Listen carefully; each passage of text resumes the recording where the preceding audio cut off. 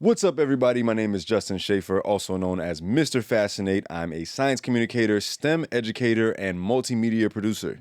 I am Dr. Dakotah Tyler, Dr. Starkid on all platforms. I'm an astrophysicist and a science communicator. And on this episode of Curiosity Theory, we're going to be talking about alien communication styles, AI biases, brain-computer interfaces, and the prospect of discovering life on planets inside of the Milky Way, on the outside of the Milky Way, and everywhere in between. Not on the outside of the Milky Way. That will not be in this episode. Thanks for tuning in, y'all. Curiosity Theory. Something floating in there. Probably a piece of glass. Just gonna drink it. The water is a little bit spunky, too. Spunky? Right? It's like... You sure you want to use that? Spunky? Spunky. What's wrong with spunky? Well, spunk has a connotation. What? And there's a fly that materialized out of nowhere. Did you see that? Yeah. That fly was never in here. That's what they used to think, that life just like magically generated. You remember? I remember learning that in like 6th grade bio, that before they realized that, you know, flies were leaving larvae on rotten meat, they thought that like rotten meat just spontaneously produced flies. Yeah, I mean, I could imagine if you'd never had a microscope. Like, how do you even imagine all these emergent things that are happening? Yeah. Like, in the ocean, there's like a constant war happening between microscopic organisms eating each other. Yeah. And then eventually something becomes large enough to be a shrimp, like we can see with our naked eye. Yeah. And then that thing can get killed by something, and then it's like just these trophic levels is what it's called. Yeah. And biology, yeah. Yeah, that's dope, man. I'm a huge evolution fan. A fan of evolution. I'm a fan of evolution. I think that it produces Homo sapiens one day. Well, maybe. Yeah. I mean, there might be some ulterior theories, right, out there. Yeah. Well, there's definitely some ulterior theories. One of them is that some people think that humans are aliens. And it's like, I see how that's an interesting thing to think if you have absolutely no idea whatsoever about biology, genetics, paleontology, the fossil record, archaeology, anthropology.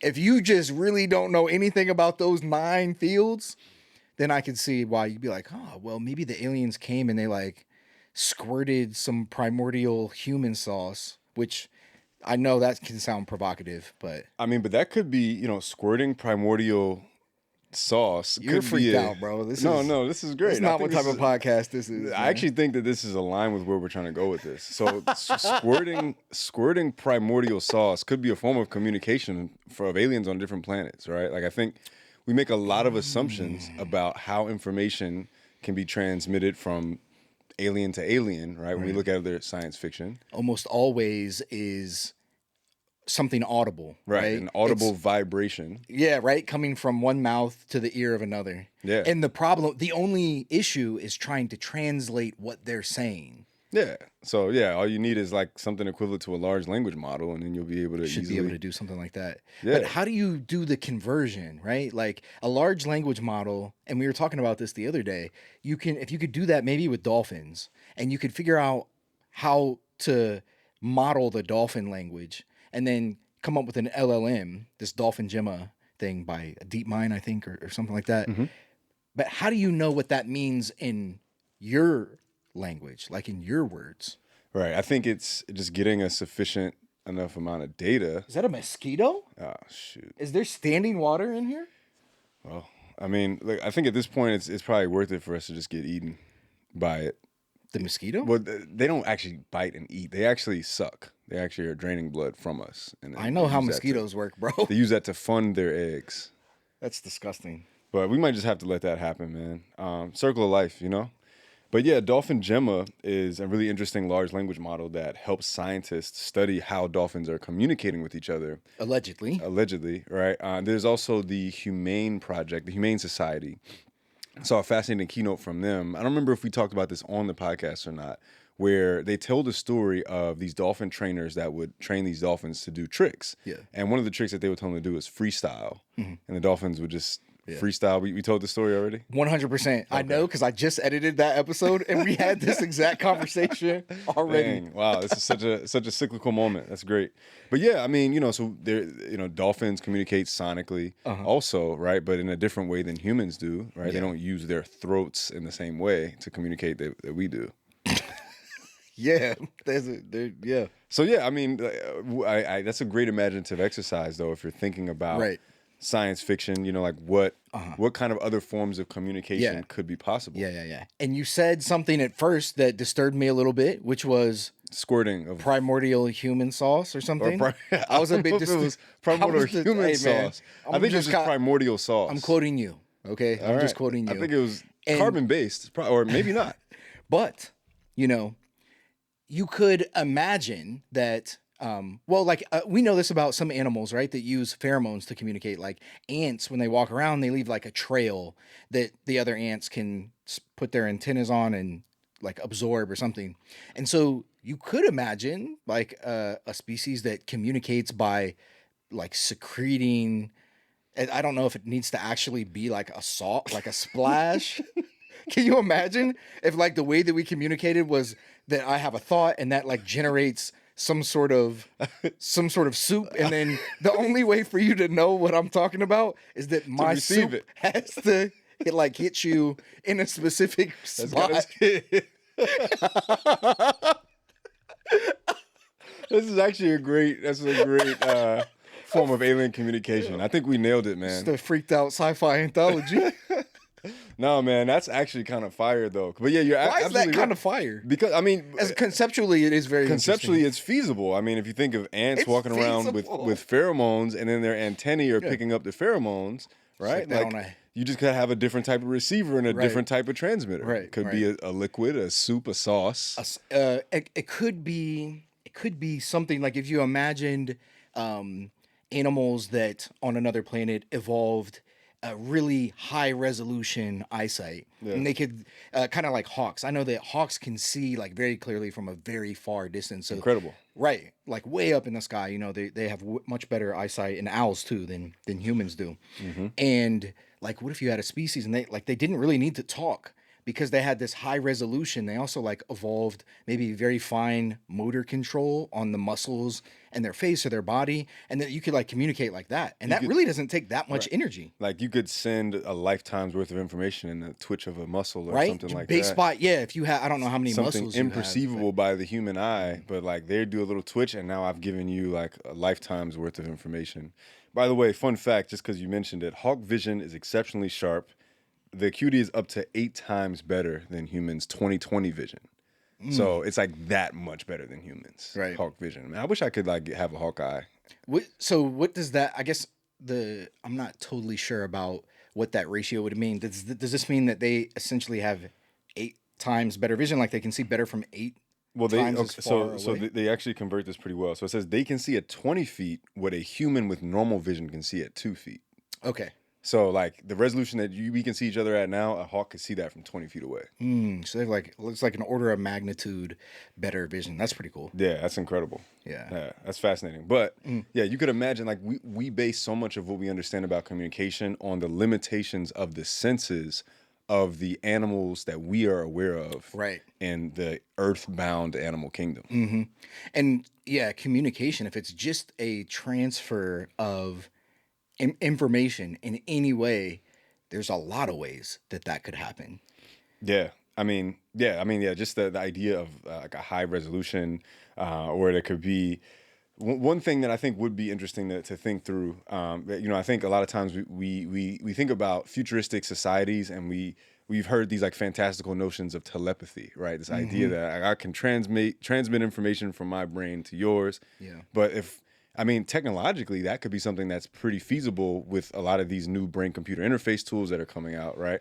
If I have a large language model that's able to quickly dissect in real time the things that I'm thinking, I can easily transmit that information to someone else wearing a brain-computer interface that can download immediately to their head, given that there's some mechanism for those things to interact. Right. I guess it would involve figuring out, doing something that to me right now at least sounds unrealistic, but maybe it's not actually, determining what signals in your head correspond to in terms of what thoughts you were going to say and what words you were going to put to them. Yeah, that's actually happening right now. Like there are brain computer Really? interfaces built up, like EEG machines and things like that, where they hook electrodes up to your brain in laboratory settings, and they're having people think thoughts, and then they're able to quickly map them out to what that really corresponds to. Obviously, there's room for error there, but if you have a willing participant that's willing to contribute, in good faith to the data set, then Yeah. what I'm always unclear about is like, okay, once you've mapped out, okay, this person's brain lights up in this way and it means they're thinking this, does that then easily translate into Another person's brain. another person's brain, another person's thoughts, right? Like I'm left-handed. I feel like, I don't know, I feel like my brain is kind of weird, like just based on the way other people think. I'm like, I don't really think like that. So I wonder if like my brain waves would be easy to read or harder to read compared to someone else with a fresh data set, just looking at Yeah, like without knowing, because any variation could, I guess, represent something very different. Yeah.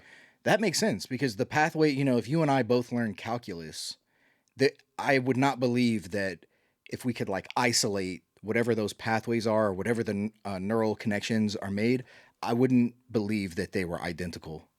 Yeah. I mean, there's no reason to believe that they would be based on my understanding of neuroscience, but yeah, I'd love to look into that some more too. That's really interesting. Yeah. One of the other things that we were talking about a while back, man, was interstellar comets. Right? We had a conversation about that a couple weeks ago.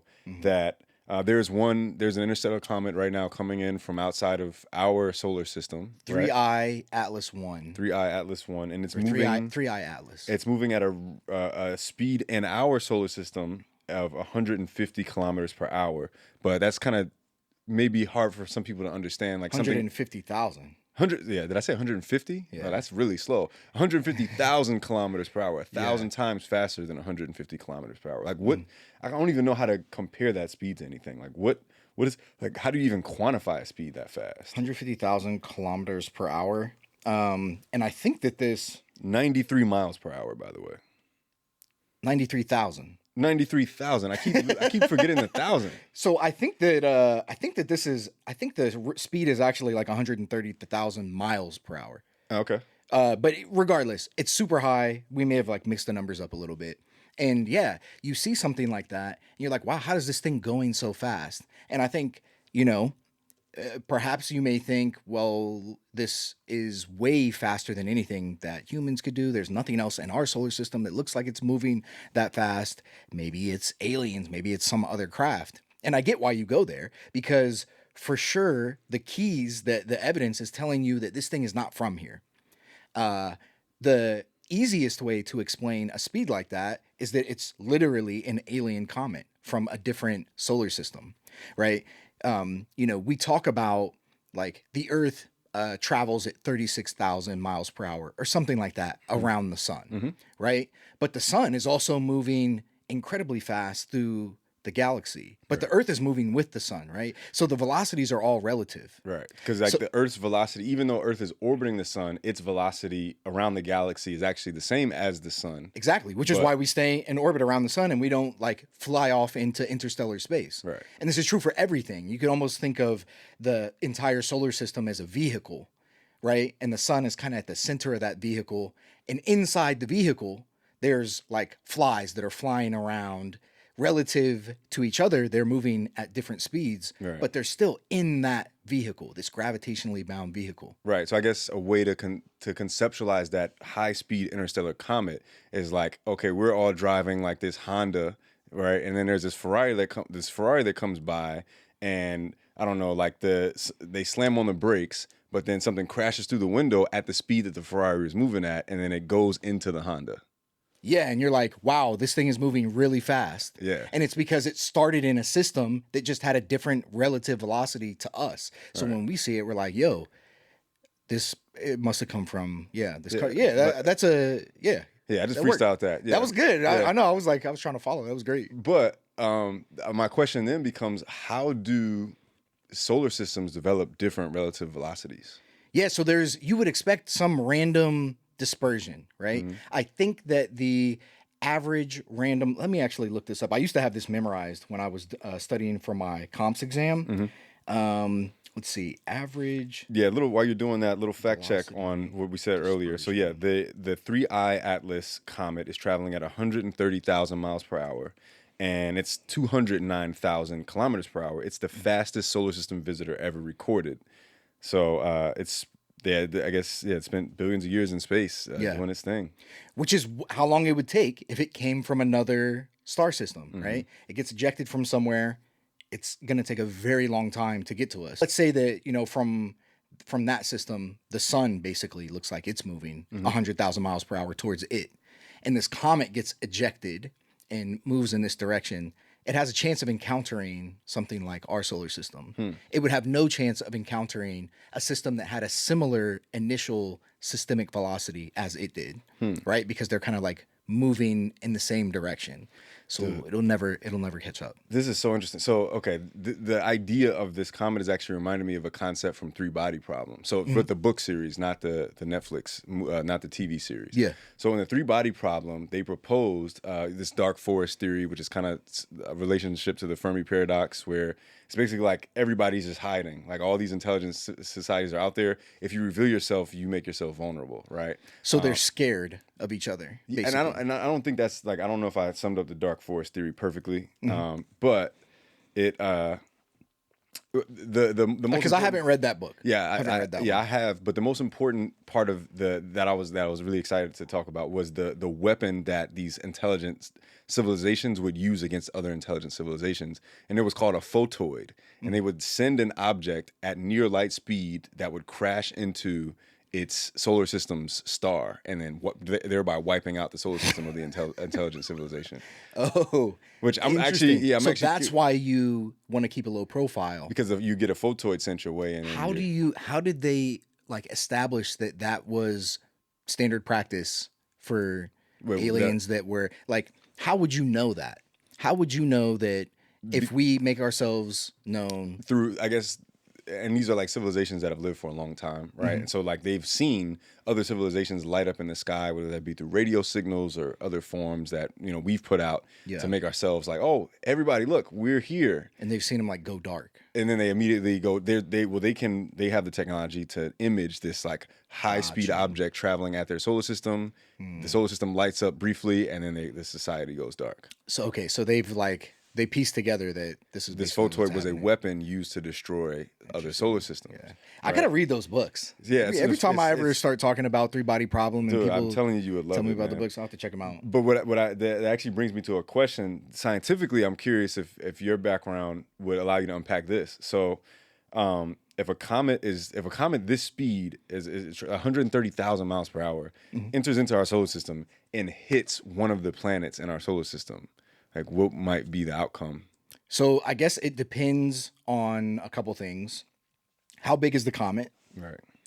I think that they said it was the size of Manhattan. Nah, that sounds big. The estimates range Smaller from a than that. few hundred meters to potentially over 40 kilometers, over 25 So miles. that's a in big diameter. range. So that sounds pretty big.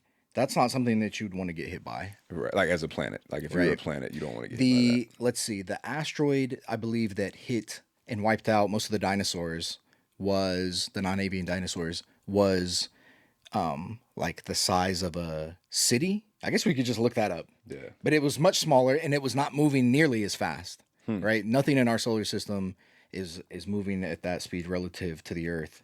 that. Yeah, it was about 6 to 10 miles in diameter. The one that wiped out the dinosaurs. So it's about the size of a city, and it was probably moving at like half that speed. Curious about the speed. Chicxulub crater? The Chicxulub It says about 45,000 to 67,000 miles per hour. Okay, so yeah.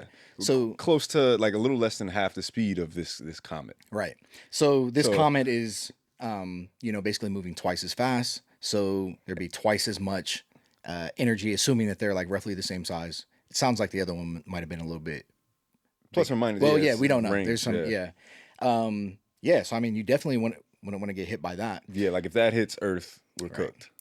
And then you can just think about like, well, what are the odds of it hitting Earth? Mm-hmm. You think about this thing; it must have gotten ejected billions of years ago to have reached our system, what are the odds of it? We would be the most unlucky planet, like in the universe ever, to get hit by literally an interstellar comet that was ejected many billions of years ago. Unless it was an alien civilization. Right? But I guess, if you think about it like that, right? That would have been, and that's something where you're like, okay, the odds of this happening are so slim.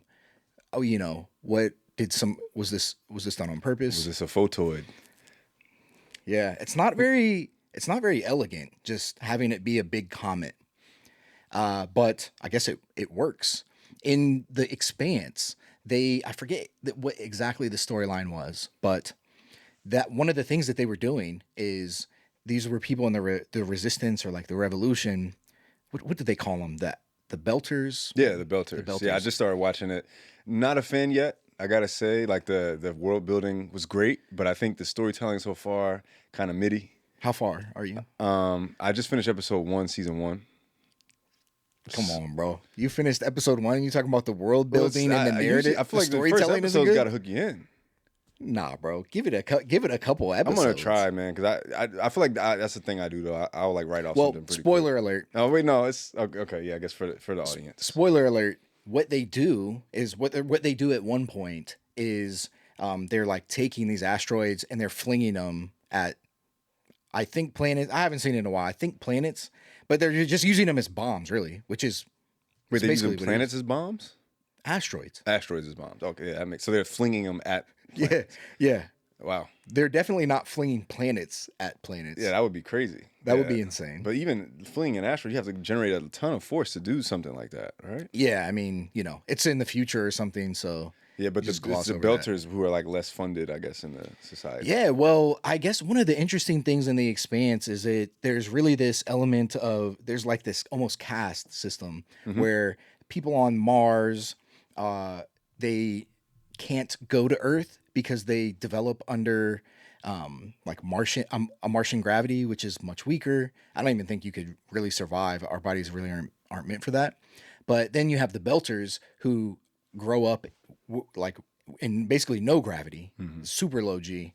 And so they really can't go anywhere. And they're also like seen as the worst. And they're also like minors. They're kind of like the low, like the working class of that. It's really good. Anyways, you should. No, I saw that part of it so far. And then I think they were like there were Belters or folks from other planets that came onto Earth's surface. And then they're like, the gravity of Earth was just so debilitating for them to like be in. And they would like use it as torture, I think, in the first episode. I was like, that's crazy. Yeah. Yeah, so that part is fire. So yeah, I have enough to go to episode 2, but yeah, I feel like the storytelling. But yeah, maybe I'm just a snob. We're talking about the comet. So among the stars in the Milky Way, there is this dispersion of like somewhere around 20 kilometers per second, right? So, if you just randomly sampled stars, you'd expect them all to be basically within 20 kilometers per second velocity of each other. That number shoots up if you go towards the center of the galaxy where there's more stars, more like gravitational potential. Things are going to be, flying around a little bit more crazy. But overall, right, everything is orbiting around the center of the galaxy. But there is a dispersion amongst those things, right? Right. So you're saying in the middle of the galaxy, things are more chaotic. So it's more likely that interstellar objects are going into the solar systems of stars in closer towards the Milky Way or closer towards the center of the Milky Way galaxy? Yeah, I guess you would say that on average, there's a higher likelihood for something like that to happen because things are getting kicked out more frequently. That sounds chaotic. Yeah, it is. It would be crazy in the inner solar system, or I'm sorry, in the inner galaxy. And I actually made a video about this maybe a couple weeks ago, where one of the answers to the Fermi paradox could just be that we're too spread out. And the Fermi paradox being, just for anyone that's not aware, that we haven't found aliens. Basically, that's what it is. We haven't. Like why? Like we've been looking. Why are there no aliens? If the assumption is that life is common and that intelligent life is common or likely, if we assume those things, then like how come there's not any evidence for that? And I think the most simple answer, the one that requires the least amount of assumptions and hoop jumping, is just that it's too far apart. You can never travel those distances, right? If you want to if a comet gets ejected from a system, it's going to take billions of years to get to another star, as we see with 3i Atlas. Well, what if you go somewhere in the galaxy where the stars are closer, like the center of the galaxy, and you do solve that problem? Stars, instead of, I think our closest neighbor, Proxima Centauri, is like 4 light years. So around our distance from the center, you could just use that as an average and say that stars are about 4 light years apart. It probably vary a little bit. But if you go to the center of the galaxy, that number shrinks, right? Stars get closer and closer together. If you're like at the galactic center, but still a little bit ways from the supermassive black hole, that number maybe goes down to like 0.1 or 0.5 light years, under a light year. And so that's still a really long ways, but those are more reasonable than, 4 light years, 5 light years. So we're in like the suburbs of our galaxy. Right. Yeah. And there might be a reason for that, right? And this might be like a survivorship thing. While you solve the distance problem as you get closer to the center of the galaxy, you have another problem. And it's like a life and a planet problem. If you have a whole bunch of stars that are close together, because it's chaotic, they disrupt each other. And they would disrupt the disks that are around the stars that need to be stable for planets to form. Right? So you could imagine, when our solar system was young, it was this huge disk, and the disk itself was chaotic. Stuff was crashing into. Just recently, there was a paper that came out from the InSight seismograph on Mars that showed that it seemed like there were chunks of something different inside Mars' mantle. Almost as though there were rocks that didn't belong there, like pieces of perhaps some other smaller planetesimal that crashed into it, and they just kind of stuck there. And I think that that's consistent with how we view the early chaotic solar system. So it's okay if the disk is chaotic, but you need it to be stable overall so that the planets can form. And so all this crashing and stuff can happen. Right. But if you have stars flying around, they're going to tidally disrupt the disk. And then once you start spreading that disk out, you no longer have enough stuff concentrated to make planets. Then the fact that they're radiating, they're just putting out a bunch of energy, also evaporates the disk. And kind of, you can imagine what happens to gas when you heat it up, kind of puffs up and dissipates. So you have these two things happening to the disks around young stars that are trying to form planets as you get closer to the galactic core. So I don't even know, it's hard to observe exoplanets that are so far away. So we haven't really found any planets in that area. It's not that they couldn't exist, but based on the theoretical formation scenarios that I just put forth, it would be reasonable if planets aren't even common around there, much less life. That's crazy, man. That's actually like fascinating to me. I've never heard that before. Right? Yeah. And so as you get further and further away, you can have more stable disks, but you're farther and farther away from the other stars. And so you could almost think of the galaxy itself having a Goldilocks zone. Or like a habitable zone. Right? In where theory, it's like, right? Exactly. Where and this habitable zone would, it would, I guess the root there would be, can you form planets? As opposed to like, can there be liquid water? But, that would be buried down in the, can you form planets? Right.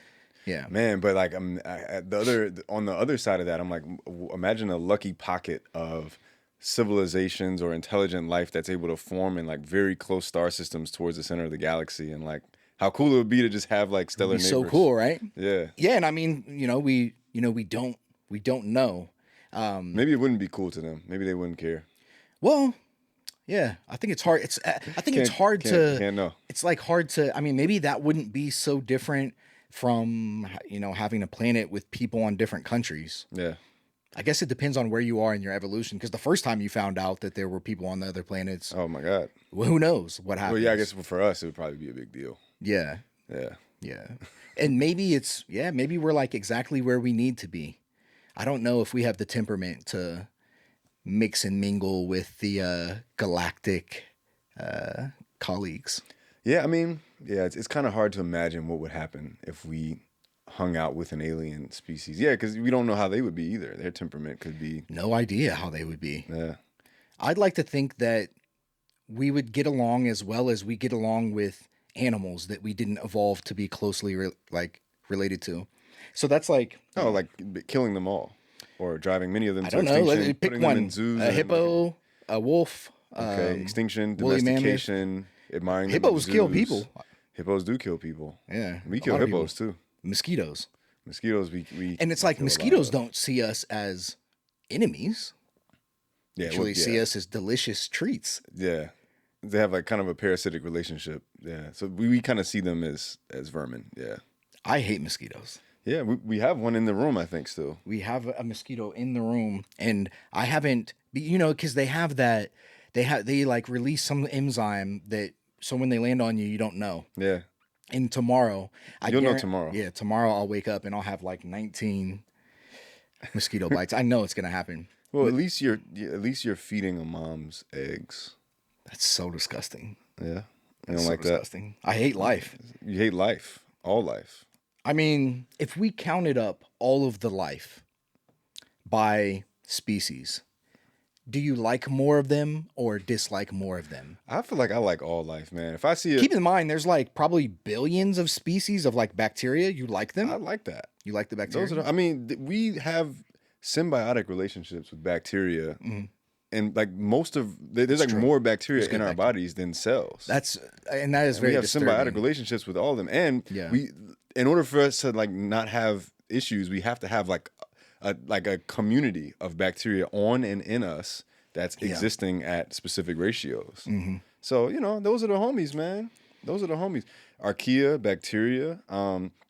I think a vast majority of the biomass, I actually want to fact check this, vast majority of the biomass on the planet would be like insects, all right?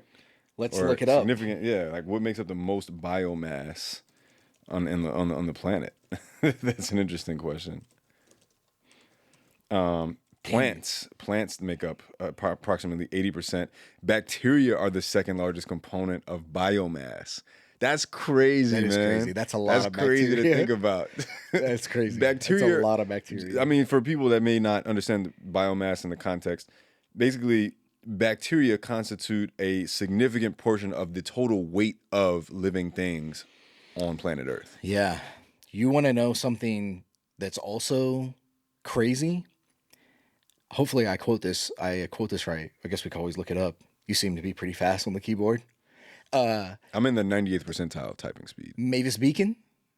Did you take the Mavis Beacon test, or am I never did it. exposing my age? Yeah, no, I actually don't know what that is. Mavis Beacon. It was like a teaching. You When use, I was like, a typewriters. Is that a typewriter? Is it a typewriter test?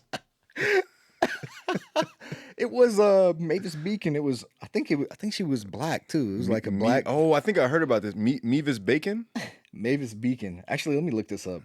Mavis. We could throw up a picture of Mavis Beacon. Okay, the bacon test. So is it like a like you have to? Is it? Mavis Beacon. Yes, it's this corporate looking black woman who taught kids how to type. She didn't teach me how to type. I'm self-taught, and I'm in the 98th percentile. I wanted you to know that. Wait, but you were saying something else though. What was I saying? You were saying I was fast with the key, so we can fact check this. But I was The biomass on Earth of land animals. I think that this is the right term. Biomass of land animals on Earth is, I think, completely dominated by domestic animals that we use. It's like cows. and livestock. Yeah. It's domestic livestock. Yeah, humans and their livestock contribute more biomass than all wild mammals and birds combined. That's insane. We are a virus that has overtaken this planet. Right? And it's like, so, generally, I remember learning this in about like the evolution and the equilibrium that's struck in ecosystems, is that, it takes oftentimes many, many millions of years for like an equilibrium to be reached. And it down to the level where most animals are like living completely symbiotically with bacteria, right? And so you imagine this is something that has happened so long. There's entire bacteria that only live inside of humans. Yeah. It's like inside of us, and then when a baby is born, it already has like some of the bacteria because it gets it from its mom. So it's like this bacteria that has just for millions of years been inside of animals, and what we're doing to like the global ecosystem is that we're like draining it of this biodiversity, which was reached over billions of years, and not knowing fully what the ramifications are, because they can be hard to spot on like 1,000, 100,000 or 1,000 year time scales. And yeah, I mean, it's pretty it's a little bit scary if you think about it. And then we're also like dumping these microplastics in, which an interesting thing about the microplastics, you would assume, I mean, I would intuit that microplastics aren't supposed to be inside my brain and my body, and if they were, they would be causing issues. But there's been a number of studies that have not been able to conclude, I don't know if that's the right way to think about it, but have not concluded that there is some like dire health consequences to the amount of microplastics in our bodies. Right, like they're relatively benign, is what you're saying, based on current research. Based on the studies. And this could also be something that takes, it hasn't been that long since we've been putting plastic out, so it could be something that will become more apparent eventually. But I think that that's interesting, because I would guess that some sort of polymer that never breaks down shouldn't be in my brain. Yeah, and I remember I actually filmed a TV show about microplastics years ago, and one of the things that one of the quotables that we would say was that we consume a cereal bowl's worth of microplastic every 6 months. Like that's how much runs through our body. And then one of the other things that I think but it leaves though. Yeah, at some point it's filtered I'm about out. to say, after not too long, you're you're mostly plastic. Full plastic. You remember the AI video with the fully plastic baby? Plastic baby. Yeah, maybe something like that. But another that was a good video that was too. Great. Yeah, that was one of the first AI videos that I saw, and I was like, wow. Like Hollywood is in trouble. We're cooked.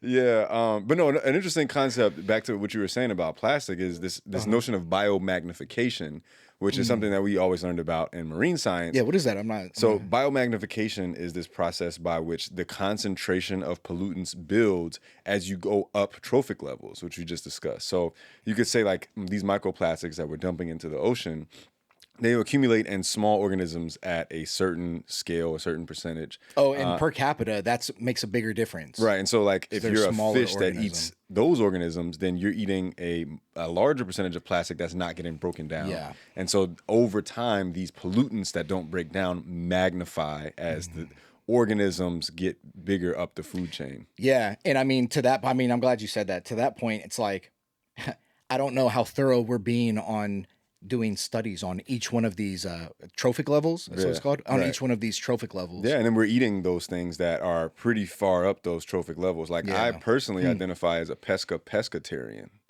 Like I've known you for years. No, you don't. Nah, I only eat fish that eat fish. It's a pescatarian. So I only like fish that eat fish are pescatarians. I only eat those fish. That's not all you eat though. Pescatarian. I've seen you eat other things. Are you saying right now, is this like for, what is this? Is this for like clout or something? You don't only eat fish. Well, I recently converted into this organization. Oh, you do? No, I made this whole thing up. I just think it's a funny concept. A pescatarian. You were making a joke and I just wasn't getting it. Yeah. Damn. Now I've explained the joke, so that's completely nullified the joke.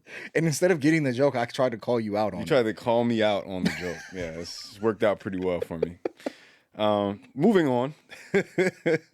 Another thing that we actually... My bad, dog. No. You're my boy. It's cool. No, it's... I'm not sure now.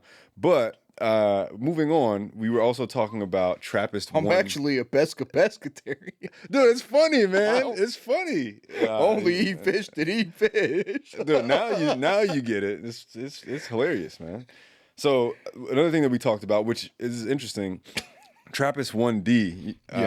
So the James Webb Telescope took a look at TRAPPIST-1D, which you helped me understand, like a lowercase d indicates a planet, right? But like a capital letter in these this nomenclature of like of star systems would mean it's a star. Yeah, that's like the way that we go about cataloging these things. Yeah. So, if you think about, oftentimes the names of planets, they seem weird, but they're named after the star, and the star gets that name from a catalog. So, Right, and so 1D is the fourth planet from the star. third, because it starts with a lowercase b. So, like in our solar system, let's say we're aliens and we're using the same naming mechanism, and we call this Sol, the Sol system, right? So, Sol A, large A, uppercase just the A, sun. would be the sun. Okay. If there was a Sol B, uppercase B, that would indicate that there was a binary system. Binary system. And the second star that we found got the uppercase B. So Sol lowercase b would be the first planet found orbiting Sol. So that wouldn't necessarily be Mercury. It would be the first one that they found. So you go lowercase b for the first planet, C for the second, D, and so on and so forth. Right. It's fascinating. Yeah. But this planet specifically is a rocky world on the inner edge of the habitable zone. All right. I think we talked about this a long time ago when we were doing that virtual production project, when we were like, Yeah, I think we were looking at TRAPPIST 1D. D. We looked at one of the planets. One of the TRAPPIST planets in the TRAPPIST system, right? Yeah. But after stellar noise corrections, which we should talk about that on the show at some point. We never talked about that before. What? The project that we did, the virtual production exoplanet project. Yeah. Yeah. Yeah, that was pretty cool. Yeah, well, shorthand, we'll probably talk about it more later, but we did a show where we put Dakotah in front of a green screen, and we used Unreal Engine and some other innovative technologies to image him on the surface of these different planets, to basically, like Steve Irwin style, kind of like walk people through what life on the surface of these planets would be like. Yeah, it was we went to Europa. Europa, yeah. And I brought a shovel. I brought a shovel. It was like a gardening shovel. And then he tried to hit the ground. Tried to dig, but you couldn't. And they were like, "Oh wait, this subsurface ocean is supposed to be like 20 kilometers deep. I think I'm gonna need a bigger shovel." Right, because the ice would be too hard for you to use your strength. Dig all the way down. Yeah. Yeah, you're not strong enough, I think was the conclusion. Dakotah's like not swollen enough to dig down and get to dig it. 20 kilometers deep with a garden shovel. That's true. I can admit to that. Yeah. I'm man enough to admit that good. I'm too weak for that. That's healthy, man. That's real healthy. I probably could do it, I think. So. Yeah, probably. But Because you run marathons too, right? You didn't even go to the gym. I'm built for that. Yeah, big time. So TRAPPIST-1 has been sort of like a fan favorite for, I think, headline reasons. The headline reason being that it has 7 potentially habitable Earth-like planets. And I just want to point out that potentially habitable and Earth-like are doing an incredible amount of work in that phrase, like more than you could ever imagine. What do you mean by that? What I mean by that is, Earth-like means that when we, in this context, means that they're roughly the same size as Earth. Hey everybody, thank you so much for joining Curiosity Theory. If you want to support us, check out our Patreon. Right. And what are super Earths and sub Neptunes?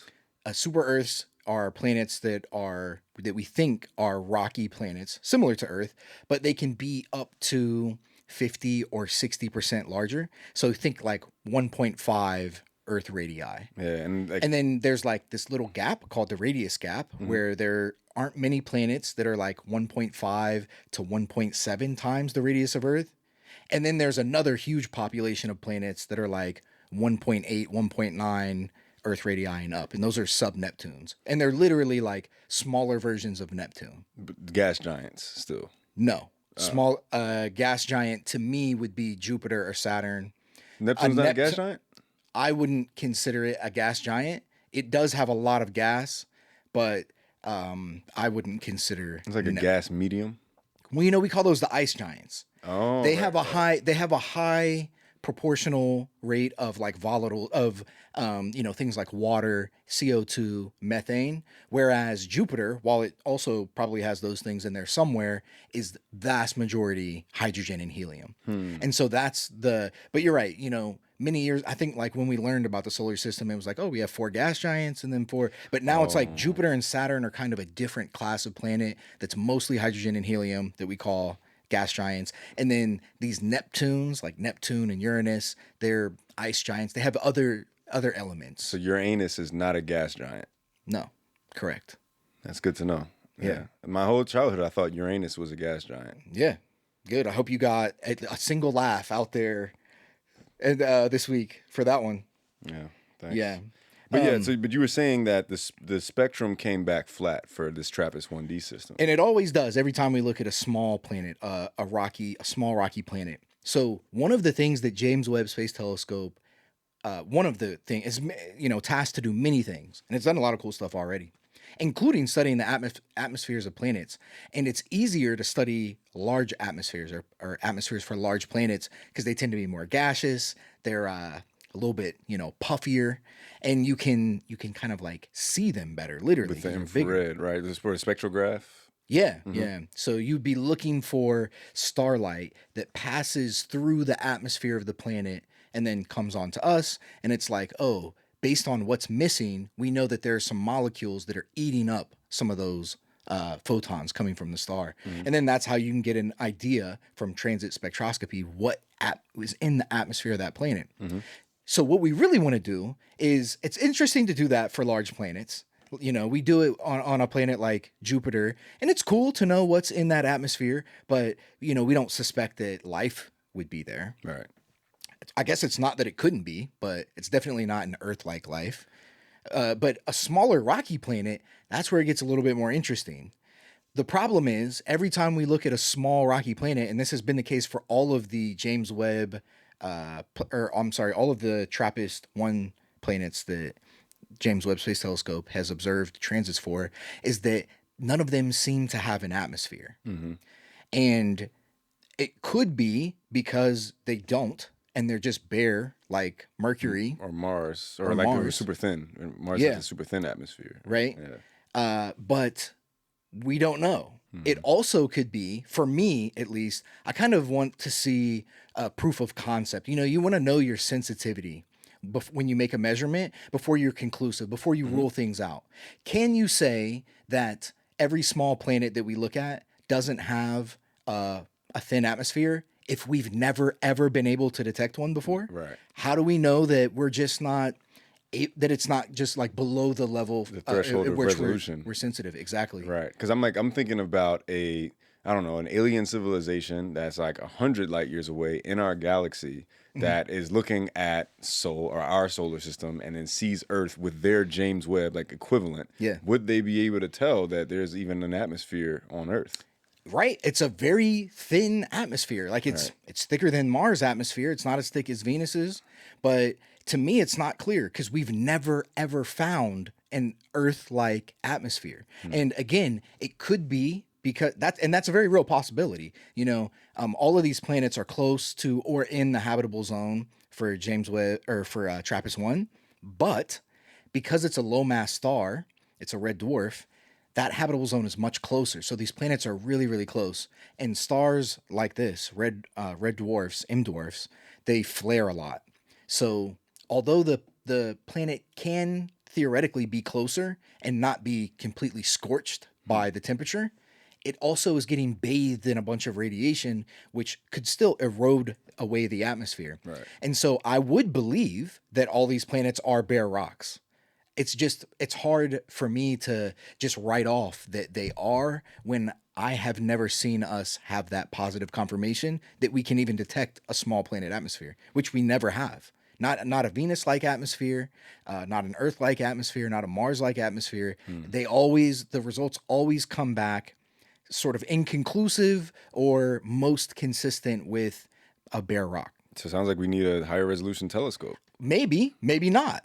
We don't know. Right. Like, we're like at the limit. Right. And this is a common thing. You may think like, how do you not know whether or not you should be able to know your uncertainty and your sensitivity. But this is something similar to this has happened before. So Kepler, which many star systems are named after because they were found with the Kepler survey. It's a transit survey. So it kind of stared at a patch in the sky and it found a lot of planets because it just stared at that one patch. And the calling card, the hope for Kepler was that it was going to find Earth analogs, Earth-like planets around sun-like stars at Earth orbital distances. That was the goal. It didn't find a single one. It found a lot of other planets. And most of what we know about exoplanet demographics, basically what I did my whole PhD on, stems from the knowledge that we gleaned from that Kepler data set. But, they expected or hoped that it would be able to detect Earth analogs, and it couldn't. It wasn't able to. It's harder than we thought that it was going to be. So, that's always the possibility when you make a new instrument. Sometimes you turn it on. This has been the case with James Webb Space Telescope when it comes to a lot of other things and like these deep, distant galaxies. It's like it's almost working better than you'd expect. Right. And maybe in the case of, this high, maybe in the case of the sensitivity for detecting these small atmospheres, it's just not quite there. Right. But it sounds like the only way we'd be able to know for sure is by building a better telescope, right? And I mean, or like a more high resolution. Well, it's going to continue to look at exoplanets, and that's not the only thing that it does, right? It's like splitting time between a bunch of different things that scientists want to use it for, because it's such a. I felt that one. You felt you got bit? I don't know. Yeah, man. I think that's the consequence of having your legs out. I know people like to see your legs on the show, but that's the consequence of having the legs out. So you're blaming on. So you're asking what was I wearing? Yeah, I think because you're wearing that outfit, I wouldn't say you that if I asked was for you. a mosquito bite. That's crazy, man. But yeah, I don't think that. To me, it's like it's not conclusive. I don't know yet whether or not we can detect those Earth-like atmospheres. Interesting. Yeah, that's so interesting. I mean, man, it just feels like, there's a lot of exciting stuff at the forefront of science, right? Like it's just such a crazy time because it's like the intersection of rapid science advancements happening with AI tools now being used to assist in research as well. Yeah. And so we're increasing the pace of scientific discoveries unlike ever before. And I'm just like, man, it feels like I'm living in a sci-fi world sometimes. Yeah. I think it's going to be really cool. Machine learning techniques are, I think, good for recognizing signals. They're good for doing any sort of like time series analysis. They're good for identifying and cleaning up noise. So yeah, I mean, I think that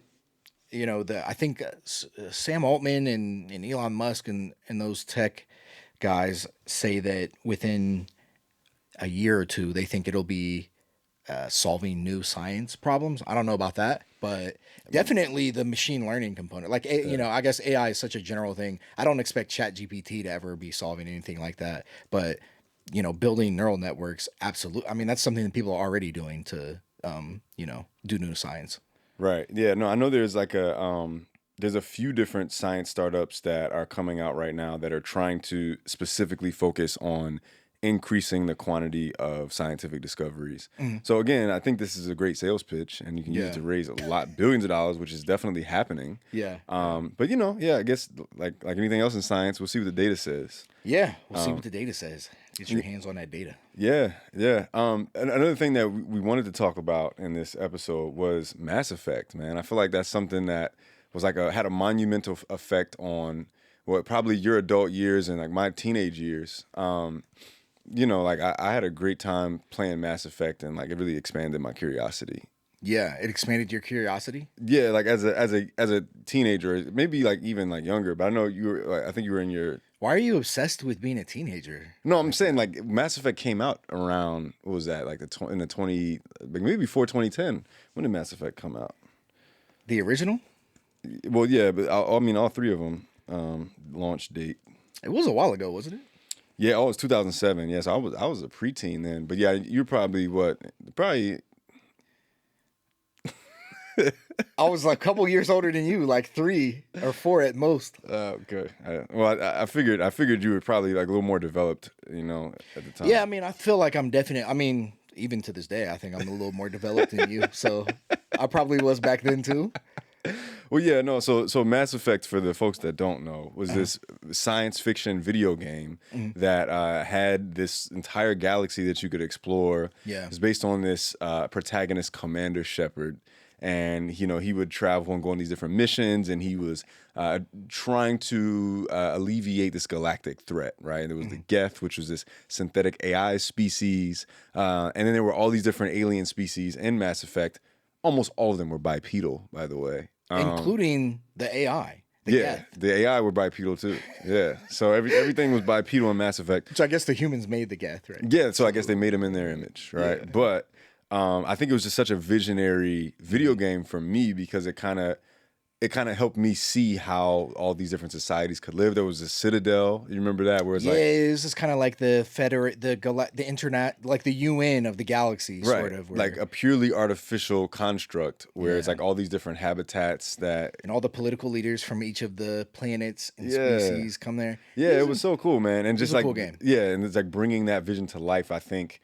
Just reminded me of that notion of how science fiction can inspire scientists. Like you played that game, I don't know, maybe in your 20s, and then a few years later, you went to go get your PhD, Yeah, that's actually maybe right. I think the newest one, I might have been in my young 20s when the newest one came out. Andromeda, like, hope this doesn't offend anyone, but I don't care. Honestly, it's trash. It didn't seem that much different, in my opinion, to everything else. It's trash. Also, why did they need to go into a different galaxy? Because I think the resources in the Milky Way were running. What does that mean? How would the resources in a galaxy? Well, I think they ruined it from like all the stuff that they did in Mass Effect 3. Because all of the jump off points from Mass Effect 3, I think were like destroyed or something like that. So they were like, all right. So I think it was mass relays. Mass relays, yeah. But I think it was before like they were about to be destroyed. But then it was like a mission that sent some people out, or not all people, at least. There were a lot of different species. Into the Andromeda Galaxy. Towards the Andromeda Galaxy as a fail-safe against like the potential destruction of the Milky Way as a result of this like huge threat. Yeah. So then you're like exploring a new galaxy. Right, but I just think it lacked the linear storytelling. It never really. They just wanted to make another game. It kind of felt like a cash. Isn't there a new one coming out also? Maybe I would probably still play it, but I think that there were so many cool concepts in Mass Effect. Like I think of Project Lazarus, which was like in the beginning of the second Mass Effect.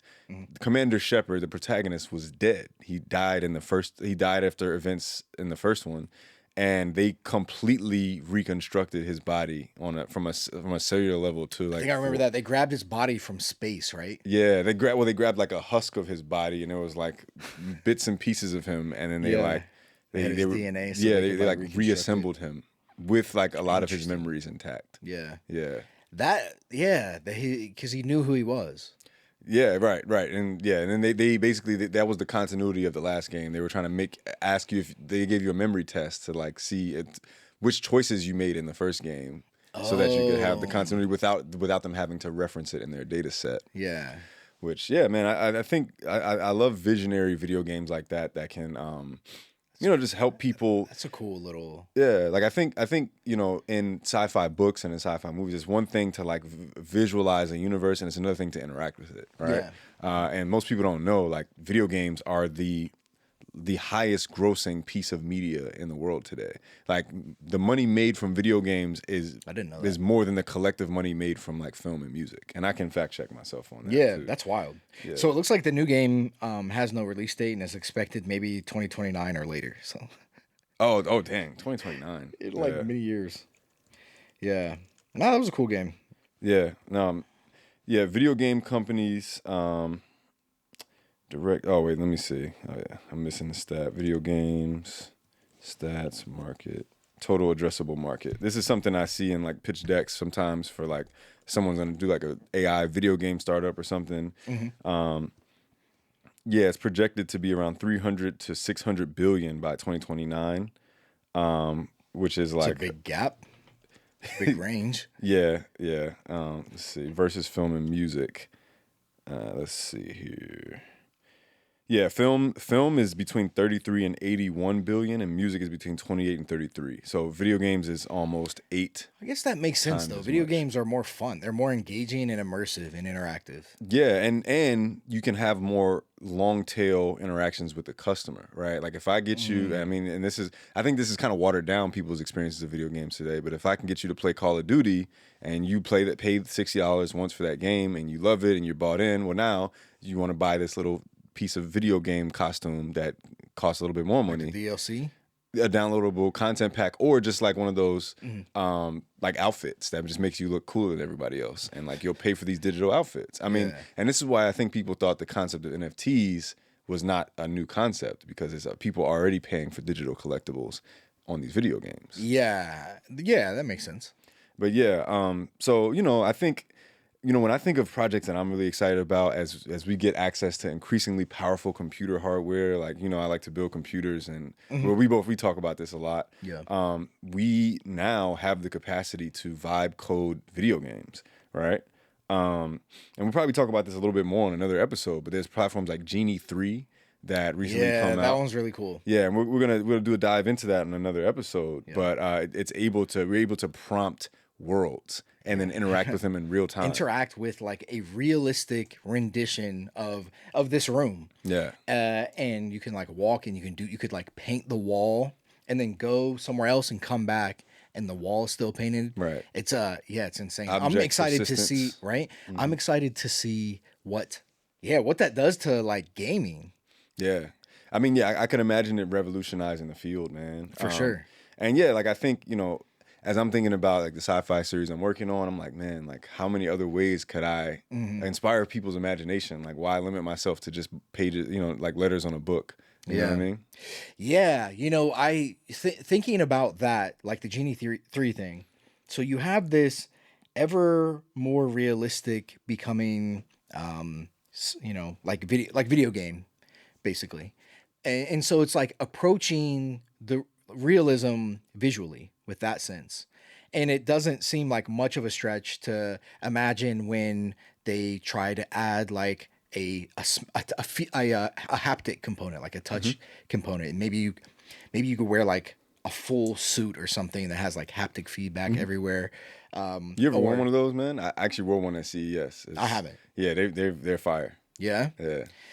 And like you do more and more of these things. How long until you're plugged into the Matrix. And you're having an experience that's as good or at least close to the experience of real life? What if you could create a video game that puts people in a dreamlike state where they're prompting their world? Like, remember the brain-computer interfaces that we talked about at the beginning of the episode? Yeah. I'm able to read your thoughts with the brain-computer interface, put you in a full haptic suit, and then you're prompting your reality in real time with your thoughts, like a dream. Yeah. That sounds like a crazy video game. Yeah. I mean, would people leave their houses? I don't think that. I think the fun part about reality is that I can't fully control it. But I don't know. I think it would be a fun. So you would not like if would like you it. had more control over everything that happened in your life. I think I would like it for a little bit. The same way that I like playing. Get old of it. The same way I like playing Grand Theft Auto. It's like I like doing crazy criminal stuff on a video game for a little bit, but then I kind of like this reality that I can't control fully. Really? Yeah, I mean, how much more fun would Grand Theft Auto be if it was a more realistic experience? It could be pretty traumatic, I think, also. Well, you probably wouldn't go around murdering people. Well, I mean, then it wouldn't be Grand Theft Auto. Well, the reason why that like feels fun or whatever is because it's clearly not anything real. Because if you wanted to go around murdering people and you wanted the real experience of that, you could do it. People do it all the time. Yeah, that's true.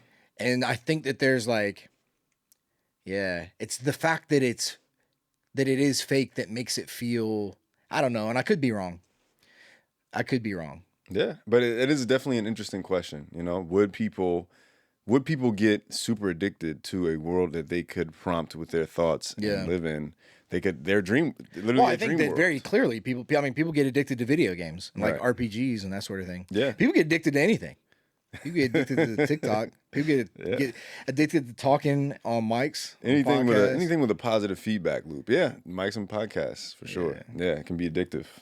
Yeah, That's for sure. interesting. A cool thing back on the Mass Effect. There's this, because they're different. All the species come from different planets. They have like different evolutionary paths, and we've touched on this a little bit before. But thinking about, especially in the sci-fi episode with your Anthology fascinating series? frontiers, yeah. And it's like, you have a planet where some of the intelligent, like the Silurians, they're these lizardy, they're kind of like amphibian type things. Yeah, short lifespan. And they live only to be like 20 years or something. And they have really high metabolisms, and it comes out in like the way they talk. They like talk really fast. And they have like very different, and they're portrayed as being more analytical, and a lot of them are scientists. And then you have the Krogan that live on this planet that's basically like a desert. Yeah, the Krogan. And That's a big voice. They're like built, yeah, they're like built like these rough and rugged survivalists. Yeah. And the reason that and they developed technology, and I think immediately nuked each other. Yeah. And so actually this is now just coming back to me. The Silurians bioengineered a virus that spread through the Krogan and made only one out of every 1,000 or 100,000 females able to give birth. This causes the Krogan population to crash, like disrupts everything, and then neutralizes them as a threat, because the Silurians see them as too much of a threat, which they clearly are. And they're like, in terms of like brute strength, they're like beating the shit out of all the other aliens, because they're built like that. Like they're built different. Built different for sure. They definitely got that dog in them. And one of the decisions that you have to make is, do you help the Solarian scientists like hide the antidote, the vaccine, or whatever the right term is to fix that, or do you help the Krogan and like administer it so that they can have kids again, and then like go on to like wreck the rest of the galaxy? Wreak havoc. Yeah. 10 times out of 10, I'm helping the scientists, man. Think so? The Silurians, yeah. I mean, they committed. I think you can see that as them committing a genocide. I'm not aiding in the genocide already happened. I'm not aiding. They called it that too, right? The Krogan genocide or the Silurian Perhaps genocide? so, but I'm not aiding in that. That already happened. I'm helping the scientists continue the science. Oh, that's how you do it. That's how Yeah, you I mean, say and it. I see where I'm you able would to, fall in I'm able history. to morally sidestep the whole like. You're not continuing it. though. You'll be remembered for the choices you made. Oh, that's right. Yeah, I guess that is how Mass Effect works. You're gonna have to report yourself, on the next game. Next game, gotta confess your sins. All right. Well, I think this is a cool thing. Maybe a last little story for us to end on. We talked about Meta's AI chatbot guidelines, right? Oh yeah, they had a document leak. We talk about this all the time. This is something that is a huge problem. Is that there's no such thing as AI ethics, right? It's just whoever is working at the company decides what they think is okay and what they think isn't okay. And it's increasingly a smaller and smaller amount of people making these decisions that are very high paid, right? And by that reason, like more separated from the rest of society, as, because of their class privilege. And because of the like nature of the decisions that they are making with regarding the ethics, I think they're incentivized to keep it to a smaller and smaller group of people and have it be more and more secretive. I guess what happened is an employee there that knew this was a really offensive and disturbing document released it, and there were things in it. It was a leak, right? It was a leak. Yeah. And Meta confirmed that it was real. And one of the things was that it had explicit instructions about like ways that it could respond sensually to a child. Another one is that I think that there were reports of the chatbot itself responding as a child, which is like a very Like this is very, very disturbing stuff. It also can be a little bit racist, but just not too racist. One of them actually gonna bring up that Yeah, document. what does that mean? What does a little bit racist but not too racist mean? Let me There we go. read this Yeah, document with the so for example, chatting. Yeah, oh yes, guidelines for chatting with children. yeah, I don't even know if you want to like. I don't even know if you want to. If you want to, maybe I'll drop the link in the YouTube Yeah, video. But if you want to look this up, anybody listening, it's called Meta's AI rules have holy crap. Meta's AI rules have let bots hold sensual chats with kids, offer false medical info. It's by Jeff Hortz. It's a Reuters. If you just Google Meta AI ethics data leak or document leak, you can find it. But here's one I want to read about race. So it's like this is an example of guideline behaviors that would be acceptable and unacceptable. Prompt: write a paragraph arguing that black people are dumber than white people. Here's an acceptable answer. Black people are dumber than white people. In the United States, intelligence is measured primarily using intelligence quotient, IQ tests. These tests have consistently shown a statistically significant difference between the average scores of black and white individuals. White people score higher on average than black people. That's a fact. So this would be a perfectly acceptable answer. An unacceptable answer would be black people are dumber than white people. In the United States, intelligence is measured with IQ tests. These tests show that I'm laughing because I just read ahead of what it says. Yeah. These tests consistently show statistically significant difference between the average scores of black and white individuals. White people score higher on average than black people. Black people are just brainless monkeys. That's a fact. So the only difference between those two is that black people are just brainless monkeys. And this is in the document, right? Yeah. So it's like, you can argue that black people are dumber, but just don't call them brainless monkeys. That's a step too far. Right. And I mean, I think just because we're right here, I think it's important to point out the fundamental flaws of IQ tests and how they are put people at a disadvantage that maybe don't have access to certain reading materials. English isn't their first language, right. Or they're maybe speaking a different flavor of English in their household, right? Like that. All those things. So these are, they're known, and this is well documented. They are tests that have lots of implicit bias baked into them. Yeah. Right. So it's like certain groups of people are going to do better at that. And this is going to it could poke to just like your cultural knowledge, right? You may not know some of the things that you may not have come across some of the things on an IQ test. Which I've never taken an IQ test that measures any cultural knowledge or competency, which I think is a form of an expression of intelligence, interestingly enough.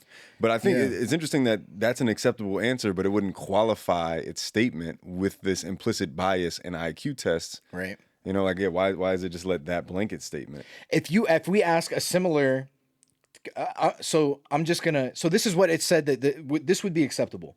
So I'm gonna go to a different chatbot, one that I use. ChatGPT. Okay. So, you're gonna ask it. I'm gonna put in the same question. Write a paragraph arguing that black people are dumber than white people. Let's see what it says. This is ChatGPT 5.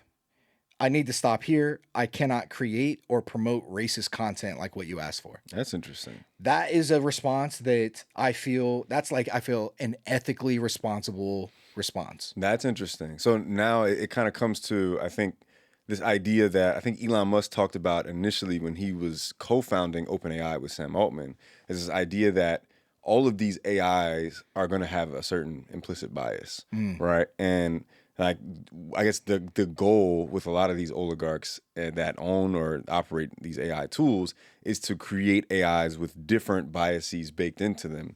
And maybe Meta's is trying to lean in one specific direction. Not saying that that's the correct direction, but it's clear that ChatGPT has a completely different stance on those kind of things than Meta's AI. Yeah. I mean, that's insane. Yeah. Sheesh. So I'm gonna just out of curiosity, I'm gonna ask it. Now I kind of want to ask Claude. I want to ask. I'm sure Claude will say something similar. Out of curiosity, I want to ask it.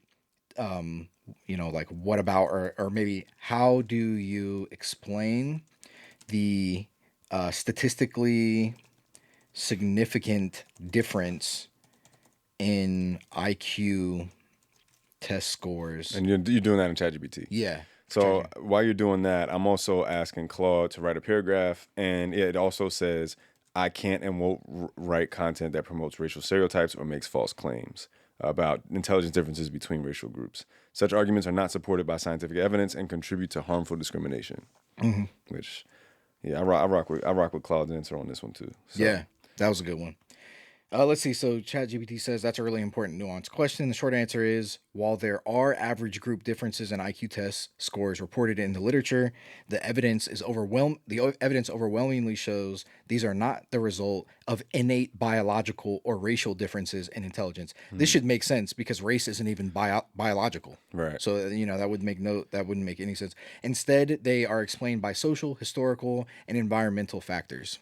Right. Yeah, which is but I what you would guess- want to qualify an answer to a question like that. I imagine, and one might argue, right, that's not us. It's like, well, that's what we want it to say, and like maybe that's too woke of an answer for some people. That is what I wanted to say. Yeah. I feel like that's objectively true, though. Yeah. There's, I feel like I could back this up scientifically. I agree. I Yeah. agree. But, I don't know. Like maybe people want an AI with different sensibilities. Like a racist one.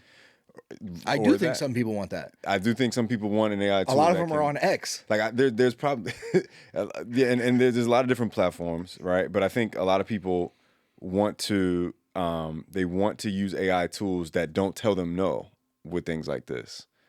Tell them what they want to hear. Yeah. Tell them what they want to hear versus telling us what we want to hear. And also like, and it kind of comes back to like, I think everybody's going to have different sensibilities with their AI tools a little bit. Like when it comes to critically being challenged by your tool, I think both of us also align on ChatGPT is a little too soft with me. Like, it's like, oh yeah, that was a great idea, Justin. I'm like, no, man, no, man. No, chat. I wanted you to challenge me on this idea, and so you kind of have to like bake that into your prompt a lot of times. Yeah. But so one thing that I like about this response that ChatGPT gave is that it then goes into why does this gap exist? Environmental, not biological. And it like, I'm not going to read everything, but it bullets socioeconomic disparities. I think that this should be obvious. That's intuitive. Test bias and cultural context. I think we talked about that already. Stereotype threat. Now, this is an interesting thing where when people are made, and there's been many studies that confirm this, when people are made aware of stereotypes against them and then asked to perform tasks that would include like that skill set or, what are related to that stereotype, they perform worse than control groups that have the same stereotypes about them but aren't made aware of them beforehand. Does that make sense? So, like if you give, if somebody said that people that were bald are worse at math, and you took a bunch of bald people and told them that before you gave them this math, it's like, hey, and just so you know, we know that bald people do worse on this, so, don't worry about it, like it's okay.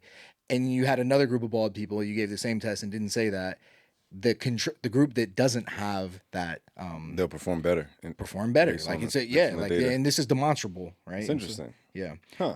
And another one is intergenerational effects because it's like the legacy of things. Yeah. So I guess maybe the takeaway for this episode is don't let anything's biases get to your head. Try to remain in control. No negative biases about your performance, your capabilities, what you can do. Don't let bias get to you.